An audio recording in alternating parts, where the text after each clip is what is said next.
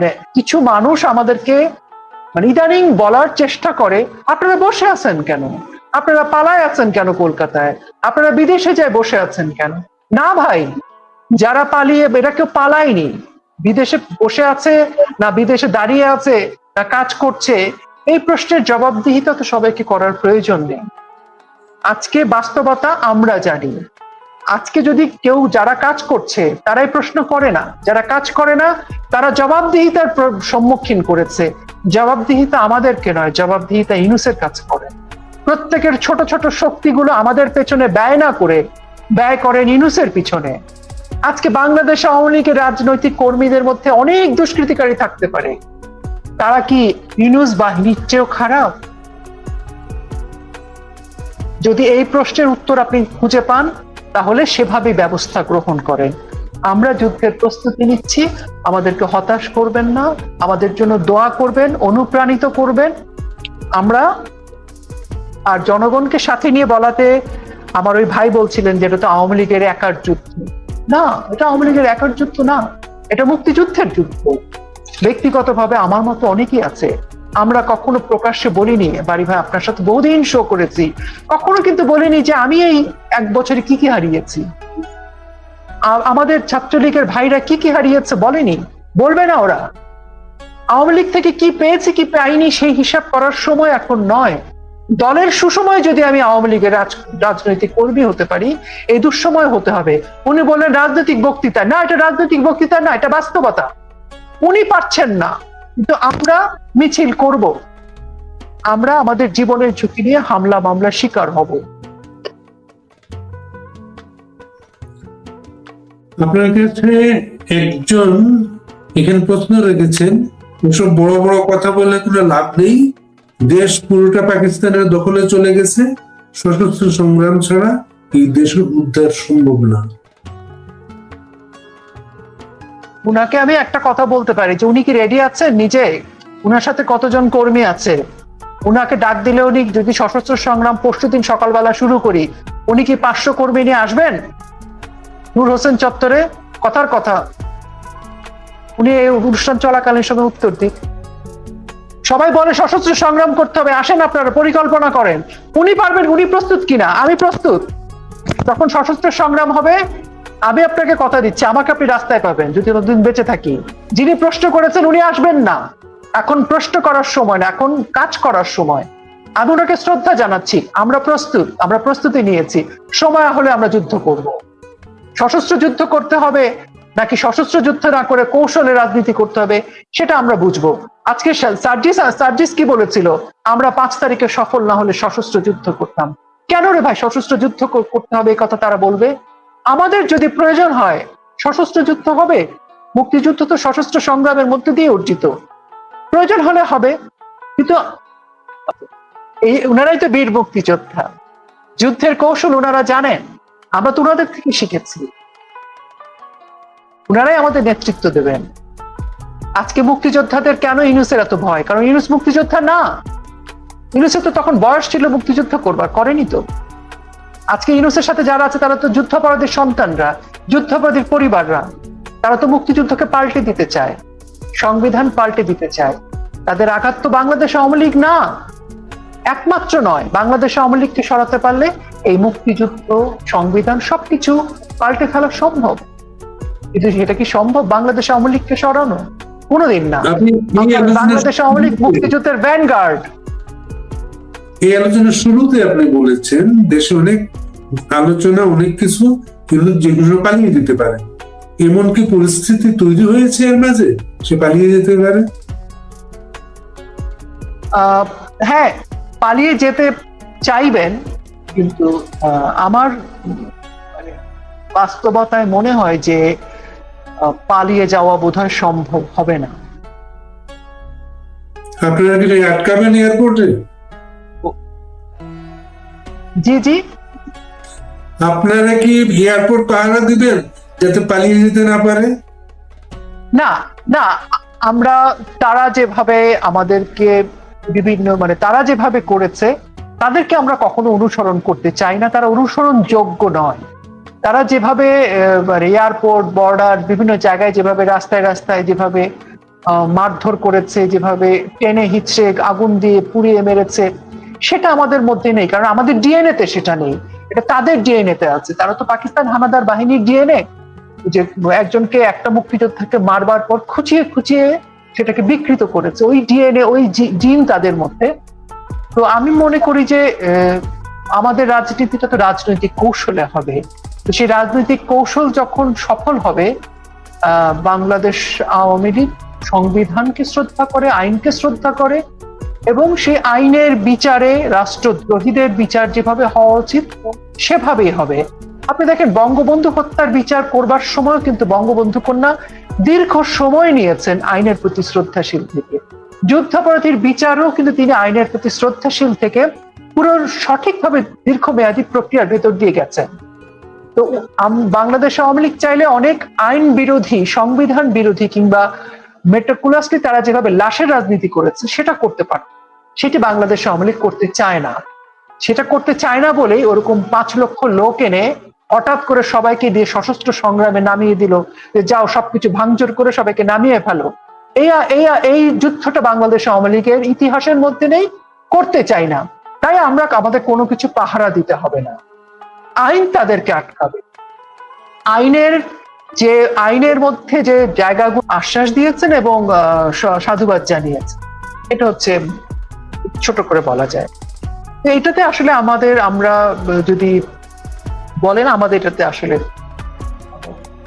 শোষিত হওয়ার কিছু নেই, কারণ 5ই আগস্ট থেকেই উনি তো আমাদের আশ্বাস দিয়ে যাচ্ছেন এবং বলেই যাচ্ছেন উনি দেখবেন, উনি সহ্য করবেন না, মব ইত্যাদি ইত্যাদি ইত্যাদি এসব বলেছেন। আর প্রধান উপদেষ্টা তো বাংলাদেশে যে মব হচ্ছে সেটা উনি তো স্বীকারই করেন না, কারণ এই মব জঙ্গি বাহিনী তো তার, এবং আমরা দেখলাম এই মব জঙ্গি বাহিনী সেনাবাহিনী কর্তৃক পৃষ্ঠপোষকতাটা পেয়েছে, নিরাপত্তা পেয়েছে। কাজেই মব নিয়ে বাংলাদেশে আইন শৃঙ্খলা রক্ষাকারী বাহিনীদেরকে আরো অ্যাক্টিভ করা হবে বা আইন শৃঙ্খলা ঠিক করা হবে, মব হবে না, সন্ত্রাস হবে না, লাশ হবে না, এসব কথাবার্তা আমার কাছে মনে হচ্ছে এগুলো আসলে এমনি বলার মতো কথার কথা। গসিপ আছে, অনেক গুজব ছিল যে আবার কি 111 হচ্ছে, নাকি সেনা শাসন হচ্ছে, প্রধান উপদেষ্টা পালিয়ে যাচ্ছেন, চলে যাচ্ছেন, এরকম অনেক রকমের গুজব গুঞ্জন গত 2 দিন ধরে চলছে। কিন্তু আমার কাছে যেটা মনে হয়েছে যে জনগণের কাছ থেকে শুনে, এবং এরকম একটা পরিস্থিতি দিকে কেন গেল, এবং আবারও ইমার্জেন্সি মিটিং হয়েছে, বৈঠক হয়েছে আওয়ামী লীগকে আবারও নিশ্চিহ্ন করবার জন্য। অর্থাৎ যখন দেখা গেছে যে মুক্তিযোদ্ধারা সংগঠিত হচ্ছে, যখন দেখা গেছে সাধারণ শিক্ষার্থীরা মব বাহিনী, জঙ্গি বাহিনী, শিবিরকে প্রতিহত করছে, যখন দেখা গেছে যে সাধারণ মানুষ স্বতঃস্ফূর্তভাবে আওয়ামী লীগের মিছিলে অংশগ্রহণ করছে, তখন দেখা গেছে যে মানবতা বিরোধী কর্মকাণ্ডের জন্য, স্বাধীনতা লঙ্ঘনের জন্য, মুক্তিযোদ্ধাদের অপমান করবার জন্য এবং মব বাহিনীকে কিছু না বলে মুক্তিযোদ্ধাদেরকে সন্ত্রাস বিরোধী আইনে গ্রেফতার করা, এই সকল কিছু মিলে জনগণের পালসের জায়গায় যেটা দেখা গেছে যে জনগণ ধীরে ধীরে কিন্তু প্রতিরোধ গড়ে তুলছে এবং জনগণ জবাব দেওয়া শুরু করেছে। আগে যেটা ছিল জনগণ জবাব দেয়নি, এখন জনগণ জবাব দিচ্ছে, এবং এর ফলশ্রুতিতে যেটা হয়েছে, ইউনূসের পক্ষ থেকে যেটা এখন বোঝা যাচ্ছে যে ইউনূস, এনসিপি, এবি পার্টি, জামাত, হিজবুত তাহরির বা তারা ছাড়া বাকি সবাই হচ্ছে আওয়ামী লীগ। মুক্তিযোদ্ধারা আওয়ামী লীগ, বাংলাদেশের সমর্থকরা আওয়ামী লীগ, গ্রামবাসী আওয়ামী লীগ, কখনো কখনো বেকায়দায় পড়ে পুলিশকে আওয়ামী লীগ বলছে, সেনাবাহিনীকে আওয়ামী লীগ বলে ফেলছে। তো সেখানে এক ধরনের ইঙ্গিত পাওয়া যায় ইউনূসের পতনের একটা ঘণ্টাধ্বনি শুনতে পাচ্ছি আমরা সবাই জনগণ। সেই জায়গায় থেকে হয়তো আবারও একটা চেষ্টা চলছে ঘুরে দাঁড়ানোর, আমার কাছে সেটাই মনে হয়। আর সেনাবাহিনী এত বড় একটা প্রতিষ্ঠান, আমি গুজবকে প্রাধান্য দিয়ে সেনাবাহিনী সম্পর্কে কোনো কটূক্তি করতে চাই না। ঢুকে পাচ্ছি, আওয়ামী লীগের অফিস তো নিশ্চিহ্ন, 32 নম্বর ভবনটা গুঁড়িয়ে দেওয়া হয়েছে, আওয়ামী লীগের কার্যক্রমে নিষেধাজ্ঞা আছে, এখন জাতীয় পার্টি টার্গেট। আপনার কি মনে হচ্ছে জাতীয় পার্টি নিষিদ্ধ হচ্ছে এবং তার অফিসটাও তালাবদ্ধ হয়ে যাবে? দেখেন, জাতীয় পার্টি মানে হচ্ছে তারা এখন ভয় পাচ্ছে যে আওয়ামী লীগ না হলেও আওয়ামী লীগ সমর্থিত রাজনৈতিক দল এবং মুক্তিযোদ্ধারাও সংগঠিত হতে পারে 14 দল হিসেব করে। তারা ভাবছে যে যদি এই সবকিছু মিলে একটা আওয়ামী লীগ হয়, কিংবা আওয়ামী লীগ নাই কিন্তু আওয়ামী লীগ সমর্থিত যদি কিছু হয়, তো সেই ভয়টা তাদের আছে। তারা শুধু আওয়ামী লীগকে নিষিদ্ধ করে ভয় কাটছে না তাদের, আওয়ামী লীগ সমর্থিত অন্য রাজনৈতিক দল বা আওয়ামী লীগ জোটের অন্য রাজনৈতিক দল বা মুক্তিযোদ্ধারা হয়তো একটা রাজনৈতিক দল করে ফেলতে পারে, এই সকল আতঙ্কে কিন্তু তারা এই চেষ্টাটা করছে। এবং এখানে শুধু জাতীয় পার্টি না, আওয়ামী লীগ জোট অন্যান্য যারা আছে সকলকে নিষিদ্ধ করবার এক ধরনের ইঙ্গিত কিন্তু আছে। আর আমরা আরেকটা জিনিসও লক্ষ্য করেছি, সেটি হচ্ছে যে যেহেতু মানে আজকে পর্যন্ত আমরা দেখলাম যে পুরো যুদ্ধটা তাদের শুধু আওয়ামী লীগের বিরুদ্ধে না। এই যুদ্ধটা হচ্ছে, যদি আওয়ামী লীগের বিরুদ্ধে হতো তাহলে মুক্তিযোদ্ধাদের মুক্তিযুদ্ধের স্থাপনার প্রতি আঘাত হতো না। তারা সবসময় আমরা শুনেছি যে মুক্তিযুদ্ধকে আমরা কুক্ষিগত করে রেখেছি, বঙ্গবন্ধুকে আমরা কুক্ষিগত করেছি, জয় বাংলাকে আমরা কুক্ষিগত করেছি। তো আমরা কুক্ষিগত করেছিলাম, এখন তো আমরা নেই, তাহলে তারা কেন মুক্তিযোদ্ধাদেরকে সম্মান করতে পারলো না? তারা কেন মুক্তিযোদ্ধাকে ওন করলো না? তারা বরণ করে নিল না? তারা কেন বঙ্গবন্ধুকে তাদের উচ্চ শিরে দাঁড় করালো না? তারা কেন বাংলাদেশের সংবিধানকে, বাংলাদেশের স্বাধীনতা পতাকা, জাতীয় সঙ্গীতকে তারা ধারণ করতে পারছে না কেন? সবকিছুর আসল কথা হচ্ছে তাদের রাগ শুধু বাংলাদেশ আওয়ামী লীগের ওপরে নয়। বাংলাদেশ আওয়ামী লীগ যেহেতু মুক্তিযুদ্ধকে রক্ষা করে, বাংলাদেশ আওয়ামী লীগ ৭১কে ধারণ করে, বাংলাদেশ আওয়ামী লীগ সংস্কৃতিকে ধারণ করে, বাংলাদেশ আওয়ামী লীগ ধর্ম নিরপেক্ষতাকে ধারণ করে, এবং সেটাই হচ্ছে তাদের রাগ। এবং বাংলাদেশ আওয়ামী লীগের নেতৃত্বে বাংলাদেশ স্বাধীন হয়েছিল। তাদের আঘাত, তাদের রাগ, তাদের বিরোধিতা হচ্ছে ওই মুক্তিযুদ্ধের উপর। যে কারণে কিন্তু তারা বাংলাদেশ আওয়ামী লীগকে ক্ষমতাচ্যুত করে মুক্তিযুদ্ধকে গ্রহণ করেনি। এখন তারা বাংলাদেশ আওয়ামী লীগ যেহেতু একমাত্র গেট কিপার ছিল, রক্ষক ছিল, দারোয়ান ছিল বাংলাদেশ আওয়ামী লীগ, ওই মুক্তিযুদ্ধের ঘরে কাউকে ঢুকতে দেয়নি, মুক্তিযুদ্ধের ইতিহাসকে ধ্বংস করতে দেয়নি। এখন ওই বাংলাদেশ আওয়ামী লীগকে সরিয়ে এখন একটু একটু করে মুক্তিযুদ্ধের ইতিহাসকে নিশ্চিহ্ন করে দিচ্ছে, যে কথা স্পষ্ট করে ইউনূস বলেছিল প্রথম সাক্ষাৎকারে। তো সেই কারণে কিন্তু আমার মনে হয় এখন এটা স্পষ্ট হয়ে গেছে, বিরোধিতাটা মুক্তিযুদ্ধের বিরুদ্ধে, ৭১-এর বিরুদ্ধে, এবং সেই কারণে বাংলাদেশ আওয়ামী লীগকে তাদের সরাতে হবে। এখন ভয়টা তাদের ওখানে, যদি মুক্তিযোদ্ধারা একত্রিত হয়ে যায়, যদি বাংলাদেশ আওয়ামী লীগের সমর্থিত রাজনৈতিক দল একত্রিত হয়, সে কারণে ধীরে ধীরে সব রাজনৈতিক দলের অফিস ভাঙবে, পুরবে, নিষিদ্ধ করবে, এই আলোচনা পর্যালোচনাগুলো সামনে চলে আসবে। এবং ইতিমধ্যেই তাজুল ইসলাম সে কথাগুলো বলেছে। আওয়ামী লীগের দুটো মিছিল সর্বশেষ রাজধানী ঢাকায়, একটা গুলিস্তানে, এরপর ধানমন্ডি ২৭-এ। আওয়ামী লীগের গত মাসে ৫ আগস্টের পরে ঢাকায় সম্ভবত সবচেয়ে বড় মিছিলগুলোকে আপনারা কিভাবে দেখেন? মানে আমি আসলে আমার নেটওয়ার্কের জন্য মাঝে মাঝে কেঁপে কেঁপে যাচ্ছে। মানে ঢাকায় যে মিছিলগুলো হয়েছে সেগুলো কি বলছিলেন প্রশ্নটা? সেই মিছিলটা অংশগ্রহণ শুরুতে মিছিলে যারা অংশ নিয়েছিল তাদের কাছে আমরা শুনেছি মিছিল যখন শুরু করে তারা ১৫-২০ জনের মিছিল ছিল। সেটা মুহূর্তে কিন্তু মিছিলটা সহস্র হয়ে গেছে। মিছিলটা এটা হঠাৎ আপনার কাছে ফিরে আসছে মানুষগুলা? সেটা তো বটেই, কারণ যে প্রথম কিন্তু আমরা এই বিস্ফোরণটা দেখেছি গুলিস্তানে, এবং সেই দিনটা আপনি চিন্তা করেন, সেদিন পাকিস্তানের উপপ্রধানমন্ত্রী ইসাকদার এসছে। ইসাকদার আমাদের জাতীয় পতাকার সামনে দাঁড়ানো, আশ্চর্যজল ভাবে বাঙালি জাতিকে বলছে তোমাদের মন পরিষ্কার করো, কত উদ্ধত। এবং তার পাশে দাঁড়িয়ে বিএনপি রাজনৈতিক নেতারা হাত মিলাচ্ছেন, এনসিপি হাত মিলাচ্ছে, আর ইসাকদার বড় বড় কথা বলছে। বাংলাদেশের প্রশ্নে পাকিস্তানের সাথে এখনো অমীমাংসিত অনেক কিছু রয়ে গেছে। তারা তো এখন পর্যন্ত মাফ চায়নি, ক্ষমা চায়নি। তারা আমাদের সাথে তো সকল কিছুর মীমাংসা হয়নি, লেনদেন কিছুই হয়নি।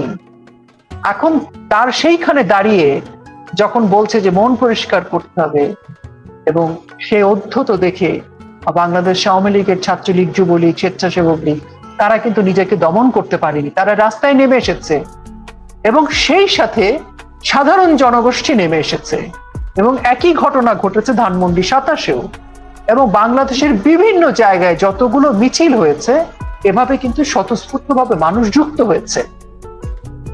এখন এটা কারো কাছে ভালো নাও লাগতে পারে, কারো কাছে মনে হতে পারে আগে বসে বসে লিখতে হবে, ভাবতে হবে, কমান্ডো গঠন করতে হবে, তারপরে যুদ্ধের ঘোষণা হবে, তারপরে মিছিল হবে। যুদ্ধ তো তেমন নয়। আপনার সাথেই আমাদের একজন তিনি বলছিলেন, আমি বিদ্যুৎ চলে যাওয়ায় আমি সেইখানে সংযোগ বিচ্ছিন্ন হয়ে গেছে থেকে ওনার অনেক প্রশ্নের উত্তর আমি দিতে পারিনি। মিছিলে ওনার ক্ষোভ ছিল যে মিছিল, ছোট ছোট মিছিল হবার পর কেউ কেউ বিপদে পড়ে, যে কেউ কেউ বিপদে পড়ে সেই ছেলেগুলো, সেই মেয়েগুলো তো বাংলাদেশের জন্য এই যুদ্ধে নিজেকে নামিয়েছে, নিজেকে অবতীর্ণ করেছে। সে তো মনে করে যে বাংলাদেশের জন্য সেই যুদ্ধটা করতে চায়। দেখেন, আমরা কিন্তু অনেক কিছু হতে পারবো। আমি অভিনেত্রী হয়েছি, কেউ ডাক্তার হয়েছে, কেউ ইঞ্জিনিয়ার হয়েছে, আপনি সাংবাদিক হয়েছেন, আমরা এক একজন এক একটা কিছু হয়েছি, কিন্তু আমরা কোনোদিন এই জীবনে মুক্তিযোদ্ধা হতে পারবো না। কিন্তু আমার মনে হয় যে আমার বাবা, আমার চাচা এবং যারা মুক্তিযুদ্ধ করেছেন, আমার মনে হয় যে বাংলাদেশের সর্বশ্রেষ্ঠ মানুষ তিনি। তো আমার এই যে সুযোগ ঘটছে বাংলাদেশের জন্য কিছু করা এবং সেই সকল মুক্তিযোদ্ধাদের রক্তের ঋণ পরিশোধ করা, এবং বঙ্গবন্ধু শেখ মুজিবুর রহমান আরেকজন জন্ম নিবে না বাংলাদেশে, পৃথিবীতেও জন্ম নিবে না। তিনি জন্ম না নিলে এই বাংলাদেশ হতো না, আমি হতাম না। আজকে আমার সুযোগ এসেছে, আমি মনে করি আমি সৌভাগ্যবান যে আমি এই সুযোগটা পেয়েছি এরকম একটা যুদ্ধে যাবার। হ্যাঁ, আমার দুর্ভাগ্য যে বাংলাদেশে মুক্তিযোদ্ধারা অপমানিত হচ্ছে, বাংলাদেশে লাঞ্ছিত হচ্ছে, বাংলাদেশ রক্তাক্ত হচ্ছে, এমন দুঃসময় দেখছি। কিন্তু আমি সৌভাগ্যবান ওই জায়গায় যে আমি এই যুদ্ধটা করবার জন্য প্রস্তুতি নিতে পারছি। এই ব্রত নিয়েই তো আমাদের ছেলেরা মিছিলে নেমেছে। ওই মিছিলের কোনো মুখ, আপনি অনেক ছাত্রলীগের ছেলেদের নিয়ে অনুষ্ঠান করেছেন, কোন ছেলে কি আপনাকে বলেছে যে আমি মিছিলে গেছি, এটা আমার ভুল হয়েছে, আমি এখনো আওয়ামী লীগের জন্য কাজ করছি, আমার ভুল হয়েছে? এই কথাটি একটি রাজনৈতিক কর্মীও বলবে না বাংলাদেশ আওয়ামী লীগের। সে খেতে পায় না, সে থাকতে পারছে না, তার নিরাপত্তা নেই, সে হামলার শিকার, মামলার শিকার, তার চিকিৎসার খরচ নেই, কিন্তু তারপরও সে যুদ্ধ থেকে নিজেকে সরাবে না। কাজে আমার ওই ভাইটি যে বলেছেন যে অনেক দুর্নীতিবাজ আছে, অমুক আছে, তমুক আছে, উনি বাংলাদেশ আওয়ামী লীগকে ব্যবচ্ছেদ করেছেন। হ্যাঁ, বাংলাদেশ আওয়ামী লীগ কেন? একটা বাড়িতে যদি 5 ভাই বোন থাকে, 5 ভাই বোনের মধ্যে একজন একটু লোভী থাকে, একজনের একটু সমস্যা থাকে, সব মানুষ সমান না। কোটি কোটি মানুষের দল বাংলাদেশ আওয়ামী লীগ। থাকতে পারে দুর্নীতিবাজ, চোর থাকতে পারে, খারাপ লোক থাকতে পারে, থাকতেই পারে, এটাই স্বাভাবিক। এবং যারা খারাপ, যাদেরকে শাস্তি দিতে হবে, সেই শাস্তিটা কি আজকে দিতে হবে? আজকে আমার শত্রুকে, আজকে আমার শত্রু হচ্ছে ইউনূস, আজকে আমার শত্রু হচ্ছে 1971-এর পরাজিত শত্রুরা। আমি কিন্তু সেই শত্রুর বিরুদ্ধে লড়াই না করে আমি কি করছি, আমার দলে কে কে খারাপ, আমি কিন্তু সেই ইতিহাস নিয়ে বসে পড়লাম এবং তাদেরকে ব্যবচ্ছেদ করা শুরু করলাম, এবং জাতির সামনে, বাংলাদেশ আওয়ামী লীগের তৃণমূলের কর্মীদের সামনে প্রমাণ করছি বারবার। আমার সে ভাইটি বারবার উচ্চ স্বরে বললেন যে এরা অমুক অমুক অমুক অমুক, এরা পালিয়ে গেছে, এদেরকে বাদ দিতে হবে। বাদ দেওয়া অনেক সহজ, জুড়ে রাখা কঠিন কাজ। আর বাদ দেওয়ার এখতিয়ার তো বঙ্গবন্ধু কন্যার। বাংলাদেশ আওয়ামী লীগের একটা গঠনতন্ত্র আছে, উনি এই যুদ্ধে কোন কোন অস্ত্র কিভাবে ব্যবহার করবেন এটা উনার সিদ্ধান্ত। আমরা তো উনার অস্ত্র, আমি একটা উইপেন, আপনি একটা উইপেন, সবাই আমরা এক একটা অস্ত্র। আমরা তার কাছে সকলেই কর্মী, উনি সকল কর্মীকে কাজে লাগাবেন। একটি যুদ্ধে সকলকে প্রয়োজন। আমরা তো এখন এরকমও আছে যারা জুলাই মাসে আমাদেরকে সমর্থন করেনি, আমাদের বিরুদ্ধে দাঁড়িয়েছিল রাজপথে। সেই মানুষটি যখন বঙ্গবন্ধুর পক্ষে কথা বলছে, আওয়ামী লীগের পক্ষে বলছে, বাবা আওয়ামী লীগের পক্ষে বলছে না, কিন্তু বাংলাদেশের পক্ষে বলছে, আমরা তো সেই মানুষটিকে বর্জন করছি না। যুদ্ধে সবাইকে প্রয়োজন। বর্জন করার জন্য উনি পরিকল্পনার কথা বলছেন। আমি মনে করি যে উনার হয়তো অনেক ব্যক্তিগত লস হয়েছে, উনি সেটা জানেন, কিন্তু উনি জানেন না আমাদের কি লস হয়েছে।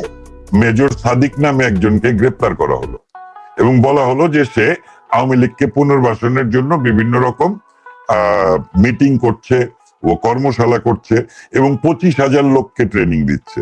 আচ্ছা, 25,000 লোককে যদি ট্রেনিং দেয় বাংলাদেশের মাটিতে, যে মাটিতে জয় বাংলা চিন্তা করে, মানে কারো মাথায় জয় বাংলা আছে, সেই মানুষটাও দেশে নিরাপদ না, সেই দেশে শেখ হাসিনার পক্ষে কিংবা সজীব ওয়াজেদ জয়ের পক্ষে জনমত গঠন করা হচ্ছে এবং 25,000 লোককে ধাপে ধাপে ট্রেনিং দেওয়া হয়েছে। তা গোয়েন্দা সংস্থার কাছে ছিল না, রিপোর্ট ছিল না। রিপোর্টটা তখন আসলো যখন গোপালগঞ্জের মতো ঘটনা ঘটলো এবং যেখানে সেনাবাহিনীর ভূমিকা ভীষণভাবে জাতীয় এবং আন্তর্জাতিকভাবে বিতর্কিত হলো। আর রিপোর্টার্স ইউনিটির যে ঘটনাটা, এইটা নিয়ে তেমন একটা মাথা ব্যথা এই সরকারের আছে বলে আমি মনে করি না। কারণ হচ্ছে যে তারা মুক্তিযোদ্ধাদেরকে অপমান করবে, অপদস্থ করবে, মেরে ফেলবে, লাশ গুম করে ফেলবে, পুকুরে নদীতে লাশ ফেলে দিবে, এগুলো সবকিছু 5 আগস্টের পর থেকে হচ্ছে। 5 আগস্টে বঙ্গবন্ধুর ভাস্কর্য ভাঙার ভেতর দিয়ে শুরু, ধানমন্ডি 32 নম্বরে আগুন দেয়া, বেগম রোকেয়ার ভাস্কর্য, শিল্পাচার্য জয়নুল আবেদিনের ভাস্কর্য, এমনকি সেনাবাহিনীর স্থাপনা 7 জন বীর শ্রেষ্ঠের ভাস্কর্যও কিন্তু 5 আগস্টের পরে ভেঙে দেওয়া হলো। আমরা দেখেছি মুক্তিযোদ্ধাদের গলায় জুতার মালা দেওয়া হয়েছে, তাদেরকে ঘর থেকে ডেকে এনে এমন ভাবে অপদস্থ করা হয়েছে যে তারা আত্মহত্যার পথও বেছে নিতে চেয়েছিল। এগুলো আমরা দেখেছি। সুতরাং লতিফ সিদ্দিকী সহ যে মুক্তিযোদ্ধাদের যে একটি মিটিং, সেই মিটিং এ আক্রমণটাকে আমি আলাদাভাবে কিছু দেখছি না।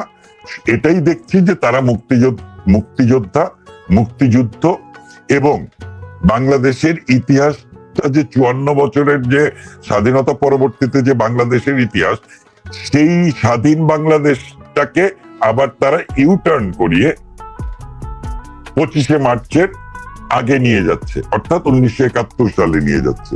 তার মানে বাংলাদেশে মুক্তিযোদ্ধাদের বয়স কিন্তু প্রায় সকলেরই 70 কিংবা তদূর্ধ্ব। অর্থাৎ 54 বছরের মুক্তিযুদ্ধ, কোন মুক্তিযোদ্ধা যদি 14 বা 16 বছরে মুক্তিযুদ্ধে অংশগ্রহণ করে থাকে তাহলে তাদের বয়স 70 এবং 70 ঊর্ধ্ব। লতিফ সিদ্দিকীর বয়স 85-র উপরে, 86 বছর বয়স। এই মুক্তিযোদ্ধাদেরকে যদি তারা কোনোভাবে ভয় ভীতি দেখিয়ে ঘরে বন্দি করে রাখতে পারে, তাহলে এই যে বাংলাদেশটাকে ইউটার্ন করে পাকিস্তানের দিকে নিয়ে যাওয়া এবং 71-কে একটি ইস্যু বলা কিংবা 71-কে একটি ডিল বলা, এই প্রক্রিয়াগুলো তাদের জন্য সহজ হয়। নুরুর ঘটনাটা ঘটেছে কিন্তু আমার মনে হয় অন্য কারণে। কারণ জাতীয় পার্টিকে নিষিদ্ধ করার একটি প্রক্রিয়ায় বর্তমান সরকার আছে, কারণ তারা জানে যে আওয়ামী লীগের যে 35 থেকে 40% ভোট যদি আওয়ামী লীগ নির্বাচন করতে না পারে, এবং যদি নির্বাচন হয় এবং নির্বাচন করতে না পারে, তাহলে এই ভোটগুলো কারা পাবে? বিএনপি তো, জামাত নিশ্চয়ই পাবে না, ইসলামিস্টরা ইসলামী জঙ্গি গোষ্ঠীরা পাবে না, কারা পাবে? বিএনপিও পাবে না। বিএনপি মুক্তিযুদ্ধের ন্যারেটিভ থেকে সরে এসে বাংলাদেশে মাটিতে আবারও তারা ক্যান্টনমেন্টে তৈরি মুক্তিযুদ্ধ বিরোধী রাজনীতিবিদদের নিয়ে দল গঠন করা একটি রাজনৈতিক দল বিএনপি। সেই বিএনপির এইবার সুযোগ এসেছিল মুক্তিযুদ্ধের পক্ষে দাঁড়ানোর, মানুষের পক্ষে দাঁড়ানোর। তারা দাঁড়ায়নি, তারা জামাতের সঙ্গে গিয়েছে। এবং আজকে মির্জা ফখরুল বলেছে যে আওয়ামী লীগের যদি কেউ আক্রমণ করতে আসে তাদের হাত পা ভেঙে দেওয়া হবে। এটি ফখরুল ইসলামের মতো একজন রাজনৈতিক নেতার মুখ থেকে আমরা আশা করিনি, বা মানে এটা আমাদের কল্পনাতেও আসেনি। তার মানে বিএনপির চরিত্র উন্মোচিত। তাহলে এই যে নৌকার ভোট, এই ভোটগুলো কোথায় যাবে? এই ভোটগুলো কিন্তু এরশাদের ভাইয়ের অধীনে যে জাতীয় পার্টি কিংবা আনোয়ার হোসেন মঞ্জু যে ধমক দিয়ে বলেছে যে তোমরা শিশুরা, তোমাদের হাতে দেশ, তোমরা ভেবেছো যে যা খুশি তাই করবে, খবরদার, এই যে ধমক দিয়েছে আনোয়ার হোসেন মঞ্জু, কিংবা এই যে জাতীয় পার্টির এরশাদের ভাইয়ের নেতৃত্বে যে জাতীয় পার্টি, তাদের দিকে যাবে। এই কারণে প্রথমে কিন্তু তারা আনিসুল হকের নেতৃত্বে জাতীয় পার্টিটাকে প্রথমে ভাঙলো, এরপরে তারা এখন পার্টি অফিস আক্রমণ করে নুরুকে এমন ভাবে পেটালো যে নুরু তো আসলে জুলাই আগস্টের আন্দোলনের একজন যোদ্ধা এবং অন্যতম যোদ্ধাদের একজন। জুলাই আগস্টের যে ষড়যন্ত্র হয়েছে সেই ষড়যন্ত্রের যোদ্ধা সে, ওই সময় সে গ্রেপ্তার হয়েছিল। তো নুরুকে মারলে জনগণের সেন্টিমেন্ট জাতীয় পার্টির বিপক্ষে যাবে, এই কারণে নুরুকে মূলত ওখানে পাঠিয়েছে জাতীয় পার্টির অফিস আক্রমণ করবার জন্য, এবং আক্রমণ করতে গিয়ে তাকে পেটানো হয়েছে যে একটা জনমত তৈরি করে জাতীয় পার্টিকে নিষিদ্ধ করবে। তাহলে ওই 40% ভোট কিন্তু আর পাওয়ার মতো অন্য কোনো ব্যাংক তাদের নাই। তাহলে ওই 40% ভোট দিতে যাবে না। তাহলে বাংলাদেশে তারা 50% ভোট কাস্টিং দেখিয়ে তারা আগামী নির্বাচন করে ফেলবে। এই একই প্রক্রিয়া কিন্তু আপনাকে আমি একটু বলি, এই যে ডাকসুর নির্বাচনটা হচ্ছে, এই একই প্রক্রিয়ায় কিন্তু ঘটছে। ডাকসুতে যে ঢাকা বিশ্ববিদ্যালয়ে বলি আর যে কোনো শিক্ষা প্রতিষ্ঠানে মিনিমাম 40% জয় বাংলার, আওয়ামী লীগের, ছাত্রলীগের ছেলে মেয়ে, তারা 5 আগস্টের পর থেকে তাদের বহিষ্কার করা হয়েছে, তাদের ক্লাস নাই, তাদের সার্টিফিকেট বাতিল করা হয়েছে এবং তারা ক্যাম্পাসে নাই। কিন্তু জামাতে ইসলামী তো ছাত্রলীগের ভেতরে প্রবেশ করেছিল। একমাত্র ইসলামী ছাত্র শিবিরের কাছে কারা কারা ছাত্রলীগ করত পরে তাদের তালিকাটা আছে, এবং ওই তালিকার কেউ ভোট দিতে যাবে না, এইটা জামাত নিশ্চিত করবে। এবং ভোরবেলায় জামাত ওই ভোটগুলো, শিবির ওই ভোটগুলো কাস্টিং করিয়ে ফেলবে। এবং ছাত্রদল যে ভাবছে তারা অনেক বড় ভোট ব্যাংকের অধিকারী, তারা জিতে যাবে, আমরা বিস্মিত হব না যে প্রত্যেকটা বিশ্ববিদ্যালয়ে, কলেজের ছাত্র সংসদ নির্বাচনে ইসলামী ছাত্র শিবির জিতে আসবে। হয় পুরোপুরি প্যানেলে জিতে আসবে, না হলেও একটা মেজর শেয়ার নিয়ে জিতে আসবে। সুতরাং এই যে নৌকার ভোট, এই ভোটাররা যাতে ভোট কেন্দ্রে না যেতে পারে, এটি ডাকসু নির্বাচন কিংবা জাকসু নির্বাচন দিয়ে শুরু করবে, এবং এরপরে তারা এটি জাতীয় নির্বাচনেও এক্সিকিউট করবে। এবং জাতীয় নির্বাচনে জাতীয় পার্টি এই ভোটগুলো পেতে পারে, এই সম্ভাবনার জায়গা থেকে তারা জাতীয় পার্টিকে নিষিদ্ধ করছে। এবং এটা কোনো বিচ্ছিন্ন ঘটনা না, এটা বাংলাদেশের মাটিতে পুনরায় পাকিস্তান কায়েমের যে রাজনৈতিক ষড়যন্ত্র, সেইটাই এখানে চলমান আছে এবং তারা সেই জায়গাতেই এখনো আছে। জাতীয় পার্টি আজকে কিন্তু সারাদিন কিন্তু এই আলোচনাটা নাই, জাতীয় পার্টি নিষিদ্ধ করার ব্যাপারটা আবার কিন্তু এই আলোচনা কেউ আর নতুন করে বলছে না। তাতে কি এটাকে ড্রপ করতে পারে এই বিষয়টা?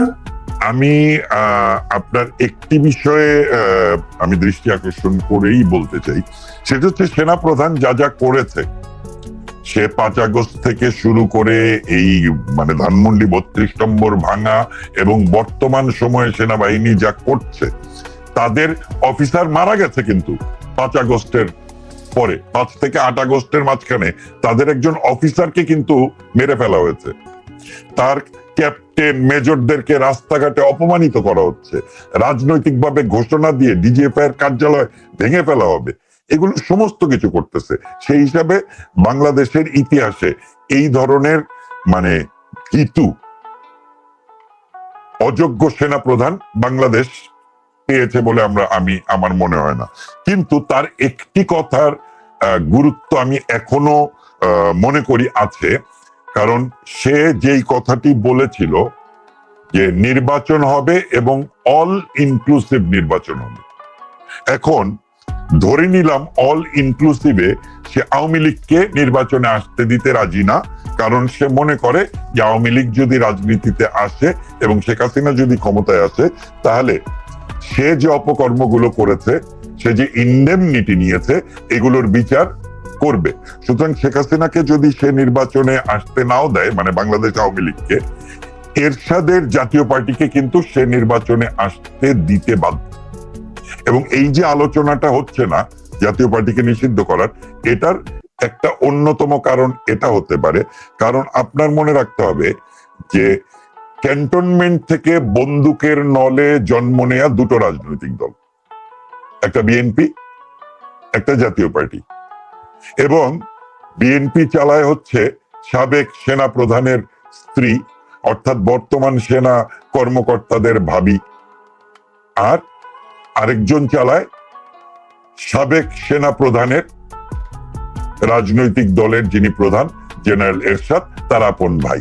সুতরাং বিএনপি এবং জাতীয় পার্টি যদি আপনি আর্মি ব্যাক রাজনৈতিক দল হিসেবে ধরেন, তাহলে বর্তমানে কেন ভবিষ্যতেও যারা নাকি সেনাবাহিনীতে থাকবে তারা তাদের ক্যান্টনমেন্ট থেকে জন্ম নেয়া দুটো রাজনৈতিক দলকে তারা সমান সুযোগ দিবে। এবং সেই জায়গা থেকে এটি হতেই পারে যে জাতীয় পার্টিকে নিষিদ্ধের সব রকম চাপ হয়তো ছোট ছোট এই শিশু রাজনৈতিক দল, জামাত কিংবা ইসলামিস্টরা দিবে, কিন্তু সেটি বাস্তবায়ন করতে পারবে না, কারণ সেনাবাহিনীতে জাতীয় পার্টির পক্ষেও অনেক সেনা কর্মকর্তা জওয়ানরা আছে। এটি অন্যতম কারণ বলে আমি মনে করি। ডাকসু নির্বাচনে যদি শিবির পাশ করে আসে, আপনার অপরাজয় বাংলায় থাকবে না ওখানে তাকে হিজাব পরানো হবে? আমি যখন বিশ্ববিদ্যালয়ের ছাত্র, আপনি আমাকে তখন থেকে চেনেন, 88 সালে আমি ভর্তি হই এবং 89 সালের ফেব্রুয়ারিতে প্রথম ডাকসু নির্বাচন হয়, যেখানে সুলতান মোহাম্মদ মনসুর আহমেদ ভিপি এবং ডাক্তার মোশতাক জিএস হয়েছিল। তো সুলতান মোশতাক প্যানেলের নির্বাচন আমরা করতে শুরু করলাম সকালবেলা। তখন অলরেডি তফসিল ডিক্লেয়ার হয়ে গেছে, পোস্টার টোস্টার ক্যাম্পাসে লেগে গেছে। আমি বঙ্গবন্ধু হলের ছাত্র, হলে উঠেছি, যেহেতু নির্বাচনে কাজ করতে হবে। তো ওই দিন সকালবেলা আমার ক্লাস শুরু হবে 8টায়, হ্যাঁ 8:15 ক্লাস শুরু হবে। 7:30টার দিকে মধুর ক্যান্টিনে চলে এসেছি নাস্তা করে ক্লাসে যাব। তো ওই সময় মনে আছে আমরা বোধহয় 7 জনের মতো ওখানে অলরেডি পৌঁছেছি, কারণ অত ভোরবেলা ছাত্র নেতারা কেউ আসে না। ছাত্র নেতারা মধুর ক্যান্টিনে আসতো 9টা 10টা এরকম সময়। আমরা এসেছি যে ক্লাসে যাওয়ার আগে নাস্তাটা মধুর ক্যান্টিন থেকে করে ক্লাসে যাব, কলা ভবনে যেহেতু আমার ডিপার্টমেন্ট ছিল। হঠাৎ করে খবর আসলো যে শিবিরের ছেলেরা অপরাজয় বাংলার ওখানে মিছিল শুরু করেছে। আপনি বিশ্বাস করবেন না, আমরা 7 জন, এই 7 জন দৌড়ে যেতে যেতে মধুর ক্যান্টিন থেকে ডাকসু ভবনের পাশ দিয়ে অপরাজয় বাংলার ওইখানে যাওয়ার পথে ছোট ছোট যে গাছ, ওই গাছের ডাল ছিঁড়ে নিয়ে আমরা দৌড়ালাম। এবং ওই 7 জন শিবিরের কয়েকশো ছেলে মিছিল করা শুরু করেছিল, তাদেরকে ধাওয়া দিয়ে ক্যাম্পাস থেকে বের করে সোহরাওয়ার্দী উদ্যান দিয়ে একদম ইঞ্জিনিয়ার্স ইনস্টিটিউটের ওই গেট দিয়ে বের করে দিয়ে আসছিল। এই যে আমাদের সাহসটা ছিল, এই সাহসটা ছিল, এবং শিবির যে ভীত ছিল, এর কারণ হচ্ছে ঢাকা বিশ্ববিদ্যালয়ে শান্তি রক্ষা কমিটি বা এরকম একটা পরিষদ ছিল, যেখানে সিদ্ধান্ত ছিল যে ইসলামী ছাত্র শিবির ঢাকা বিশ্ববিদ্যালয়ে রাজনীতি করতে পারবে না। এবং ইসলামী ছাত্র শিবির ঢাকা বিশ্ববিদ্যালয়ের মাটিতে প্রথম উন্মুক্ত মিছিল করলো কিন্তু গত 5 আগস্টে। সুতরাং তারা যদি ডাকসু নির্বাচনে নির্বাচিত হয়, তাহলে তারা কি কি করতে পারে এটি আসলে আমরা কেউ এখন স্বপ্নেও কল্পনা করতে পারতেছি না। আমরা আসলে কল্পনা করতে পারি না। অপরাজেয় বাংলাকে বোরখা পরিয়ে দিতে পারে, রাজু ভাস্কর্যকে হিজাব পরিয়ে দিতে পারে, এগুলো ঘটতেই পারে। কিংবা রাতের আধারে দুর্বৃত্তরা এসে ভেঙে গিয়েছে বলে এটাকে গুড়িয়েও দিতে পারে। যেই প্রক্রিয়াতে জামাত ইতিহাস মুছে ফেলতে চায়, যেই জায়গাতে দাঁড়িয়ে জামাত নেতারা বলে যে আপনারা ঘুরে ফিরে 54 বছর আগে চলে যাচ্ছেন, অর্থাৎ বাংলাদেশের শিকড়কে তারা অস্বীকার করে, সেই জামাতে ইসলামী ঢাকা বিশ্ববিদ্যালয়ে কি করতে পারবে আর কি করতে পারবে না এটি আমরা এখন ভাবতে পারি না। আমরা পরাজিত হয়েছি 5 আগস্টে। 5 আগস্টে বাংলাদেশ পরাজিত হয়েছে, 5 আগস্টে মুক্তিযুদ্ধ পরাজিত হয়েছে, 5 আগস্টে বঙ্গবন্ধুর চেতনা পরাজিত হয়েছে। এখন এই সব কিছুকে গুছিয়ে বিজয়ের সংগ্রামে নামার জন্য আমাদেরকে একেবারেই আক্ষরিক অর্থে মুক্তিযুদ্ধের মতোই যুদ্ধের প্রস্তুতি নিতে হবে। এই কথাটা আপনার আয়োজনে, আপনার এই কি বলে ফজলুল বাড়ির খবর অনুষ্ঠানে আমি এর আগেও বলেছি, আজকেও বলছি, এবং আমি আমার ছাত্র রাজনীতির অভিজ্ঞতার জায়গা থেকে আমি আপনাকে যা বলছি তা আপনি ভবিষ্যতে মিলিয়ে দেখতে পারবেন।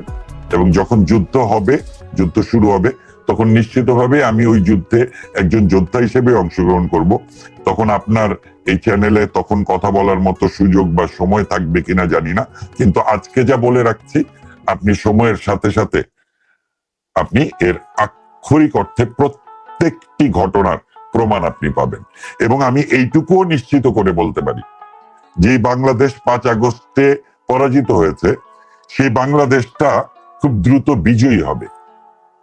কারণ তারেক জিয়ার পাপের কারণে 21শে আগস্ট এবং ওই যে 10 ট্রাক অস্ত্র মামলা, এই পাপের সঙ্গে সে জড়িত বলে বিএনপি রাজনৈতিক দল হিসেবে মুক্তিযুদ্ধের পক্ষের রাজনৈতিক দল থাকতে পারল না। পাকিস্তানের সাথেই তাদেরকে যেতে হচ্ছে।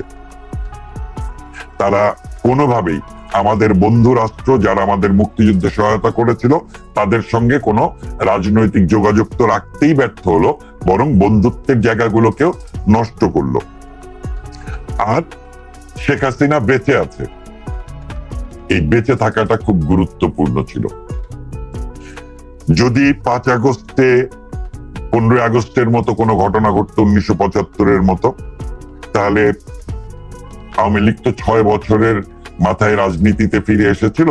75-এর পরে 81 সালেই শেখ হাসিনার নেতৃত্বে আওয়ামী লীগ কিন্তু ফিরে আসে, এবং 87-এর নির্বাচনে কিন্তু 37% ভোট পেয়েছিল আওয়ামী লীগ।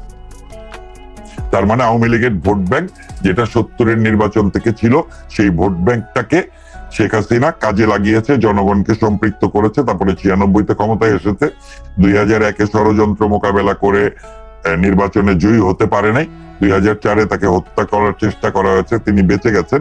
ঠিক একইভাবে এই যে 5 আগস্ট উনি বেঁচে গেলেন, তার হাত ধরেই বাংলাদেশটা আবার মুক্তিযুদ্ধের বাংলাদেশে ফেরত আসবে। এবং ওনার সাহস সম্পর্কে যাদের বিন্দুমাত্র শঙ্কা আছে তাদেরকে শুধু বলি যে শেখ হাসিনাকে কোনো ভয় দেখিয়ে আটকে রাখার ক্ষমতা কারো নেই। পৃথিবীর বুকে যুগে যুগে এরকম রাজনীতিবিদ খুব কম আসে। অনেকে বলে মাওলানা ভাসানীর কথা, তিনি মুক্তিযুদ্ধের একজন নেতা ছিলেন। অনেকে শেরে বাংলা একে ফজলুল হকের কথা বলে, অনেকে তাজউদ্দিনের কথা বলে, বঙ্গবন্ধুর পাশাপাশি এদের নাম উচ্চারণ করতে চায়। কিন্তু ইতিহাস সাক্ষী মাওলানা ভাসানী মুক্তিযুদ্ধের জন্য প্রস্তুতি নেন নাই, বরং মুক্তিযুদ্ধ নামক একটি যুদ্ধের বিপরীতেই তিনি অবস্থান নিয়েছিলেন। আমরা আজকে আসম আব্দুর রবের কথার মাধ্যমে কিন্তু জানতে পারি, কারণ তারাই গিয়েছিল মাওলানা ভাসানীর কাছে। মাওলানা ভাসানী অস্বীকার করেছিল, এবং একমাত্র বঙ্গবন্ধু তার নেতৃত্বে এই বাংলাদেশটা ঘুরে দাঁড়িয়েছিল, স্বাধীন হয়েছিল। আর বঙ্গবন্ধু কন্যার হাত ধরেই এই বাংলাদেশটা আবার ফিরে আসবে। কিন্তু সেই ফিরে আসা বাংলাদেশে আমরা আওয়ামী লীগের কাছ থেকে ওইটুকু নিশ্চয়তা চাই যে তারা ভোটের রাজনীতির হিসাব মিলাতে গিয়ে ইসলামিস্টদেরকে কখনো আর সুযোগ দিবে না।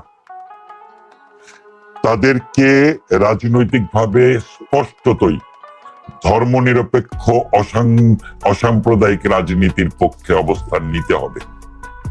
ভোটের ইকুয়েশনে আওয়ামী লীগ যতই হেফাজতে ইসলামের ভোটের কথা চিন্তা করে তাদেরকে পাশে রাখুক না কেন, এরকম অনেক 5 আগস্টে এরাই পেছন দিক থেকে আওয়ামী লীগকে ছুরিকাঘাত করবে। সুতরাং আওয়ামী লীগের উচিত বন্ধু নির্ধারণ করা, বন্ধু রাজনৈতিক দলগুলোকে নির্ধারণ করে ছোট ছোট রাজনৈতিক দল যারা মুক্তিযুদ্ধ, বঙ্গবন্ধু, বাংলাদেশ এই প্রশ্নে আপোষ করে না, তাদেরকে সাথে নিয়ে একটা বৃহত্তর ঐক্য তৈরি করা এবং তারপরে যুদ্ধের ডাক দেয়া। এবং এই যুদ্ধটা যেটা বঙ্গবন্ধুর এবারের সংগ্রাম, আমাদের মুক্তির সংগ্রাম, এবারের সংগ্রাম স্বাধীনতার সংগ্রাম, এই স্বাধীনতার সংগ্রামটা 1971 শেষ হয়েছে, কিন্তু 5 আগস্টে আমাদের স্বাধীনতা পরাজিত হয়েছে। স্বাধীনতাকে মুক্তির সংগ্রাম হচ্ছে এখনকার সংগ্রাম। এবং সেই সংগ্রামে আমি শুধু না, আমরা যারা নাকি মনে করি বাংলাদেশটা মুক্তিযুদ্ধের বাংলাদেশের জায়গাতে থাকা উচিত, একটি অসাম্প্রদায়িক গণতান্ত্রিক বাংলাদেশ হবে, সেই বাংলাদেশটা শেখ হাসিনার হাত ধরেই হবে বলে আমরা বিশ্বাস করি। এবং সেই কারণে আমরা তার নেতৃত্বের জন্য কিংবা তার ডাকের জন্যই আমরা অপেক্ষা করছি। এমন কোন সংগ্রাম নাই যে সংগ্রামে আমি রাজপথে থাকি, আর আমার উপরে নির্যাতনের এমন কোন খর্গ নাই যা নেমে আসেনি। আমি পুলিশের রিমান্ডে থেকেছি, ডিবির রিমান্ডে থেকেছি, র্যাবের রিমান্ডে থেকেছি, সিআইডির রিমান্ডে থেকেছি, তারপরে সেনা রিমান্ডে থেকেছি, সব রিমান্ডে থাকার অভিজ্ঞতা আছে, জেলখানায় থাকার অভিজ্ঞতা আছে, জেলখানায় অসুস্থ হয়ে হাসপাতালে থাকার অভিজ্ঞতা আমার আছে, রাজপথে মার খাওয়ার অভিজ্ঞতা আছে, হাত পা থেতলে দিয়েছে মেরে রাজপথে পুলিশ। এই সকল অভিজ্ঞতা নিয়ে রাজনৈতিক কর্মী হিসেবেও আমার একটা শপথ আছে, এবং সেই শপথের সঙ্গে সংস্কৃতি কর্মীদেরকে সম্পৃক্ত করে আমি আগামীর লড়াইটা লড়তে চাই। আর আপনার মতো অনেক সাংবাদিক যারা আমাদেরকে কথা বলার সুযোগ করে দিচ্ছেন, আপনাদের প্রতি শুধু আমরা কৃতজ্ঞ থাকবো না, আপনি নিশ্চিত থাকেন যেদিন বাংলাদেশ জয়ী হবে সেদিনও আপনাদের নাম স্বর্ণাক্ষরেই লেখা হবে। এই মুক্তিযুদ্ধটা আপনার এবং আমার এবং আমাদের। আকামুল্লাহ, সরকার খুব তড়িঘড়ি শেখ হাসিনার বিচারের একটা রায় বের করে কাজ শুরু করেছে, এবং আজকে সাবেক আইজিপি রাজসাক্ষী হিসাবে শেখ হাসিনার বিরুদ্ধে সাক্ষ্য দিয়েছেন। আপনি লক্ষ্য করেছেন বিষয়টা? হ্যাঁ, লক্ষ্য না করার কোনো কারণ নেই। আপনি তার আগের মানে যেই দিন এই সাক্ষীর বিষয়টা আসলো, মানে আজকে আসলো, গত পরশুদিন কিন্তু এই আইসিটি আন্তর্জাতিক অপরাধ ট্রাইব্যুনালের প্রধান কৌশলী তাজুল সাহেব কিন্তু একটা গুরুত্বপূর্ণ কথা বলেছে। আগামী সরকার এসে বিচার করবে কি করবে না, এটির অনিশ্চয়তার কারণে তারা তাড়াহুড়া করে বিচার করছে, এবং এই বিচার করতে গিয়ে অনেক নিয়ম কানুন ফলো করা যাচ্ছে না। আচ্ছা, আপনি একজন লয়ার, আপনি রাষ্ট্রপক্ষের লয়ার, বিচার ব্যবস্থা স্বাধীন, তাহলে আপনি কিভাবে নিশ্চিত করেন যে আপনি তাড়াহুড়া করে করছেন বিচার করার জন্য? তার মানে বিচারক কি রায় দিবে এটা আপনারা লিখে নিয়ে তারপরে আপনারা এই বিচার প্রক্রিয়া শুরু করেছেন, এবং সেই বিচার প্রক্রিয়াতে কিছু অনিয়ম